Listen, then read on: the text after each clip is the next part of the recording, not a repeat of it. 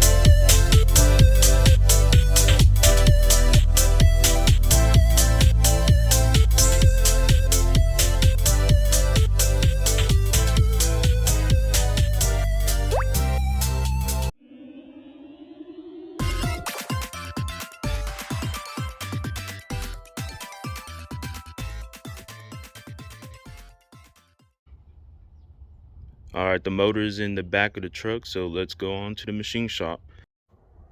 All right, so it's been a few weeks since I took the motor to the machine shop, and what they told me was they are backed up. They said they have like 100 motors in front of me, so I was hoping to get the motor back in like 2-3 months, but maybe it might be the summer, or he said it could be a year out. So we'll see. Hopefully I get it back in the summer. So, but anyway, he sent me a estimate of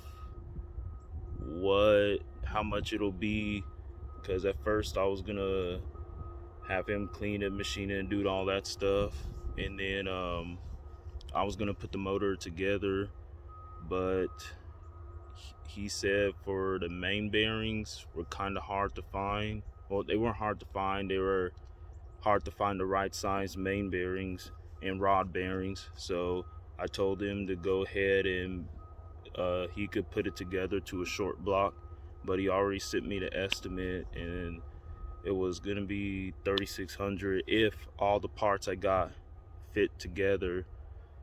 So yeah, it was $3,600 to put it to a short block, but that included them cleaning the intake though. So, but yeah, if the price changes when I get the motor back, I'll let y'all know and update y'all. So I already went ahead and took the bed off and painted the chassis. I haven't painted the differential yet, because I'm gonna, whenever I do the suspension, I'm gonna replace the leaf springs, put a drop kit on here, and take the diff out to get it regeared and everything. So, and let me show you the engine bay. Oh man, I got a lot of wiring I have to go through. So, but yeah, painted the engine bay too. I didn't take these off, the suspension and the gearbox, to paint it, because what my plan was, I was hoping the motor would be done in a few months, so I could put the motor in, drive it a little bit, and then change the suspension out and the steering. But since it's gonna be maybe the summer or year for me to get the motor back, I'm just gonna head and do the suspension, steering, and then I'm gonna upgrade the brakes, the front and rear brakes. Before I forget, let me show y'all the transmission I picked up. Alright, so here's the transmission I picked up at the Auto Savage. It's a 4L80, and it's a 97 and up. And the way you could tell, because it has the cooler lines apart like that, and that's the ones you want so it can cool the transmission. And then it is a 4x4 one. It had a transfer case behind it, and I told them to take that off because my truck's a 2-wheel drive, not a 4-wheel drive. So yeah, when I rebuilt the transmission, I had to get that tail housing and all that stuff. I don't know if I'm gonna rebuild it now while the motor's at the machine shop, or work on the suspension and the brakes. But I'll let y'all know what I do on the next video.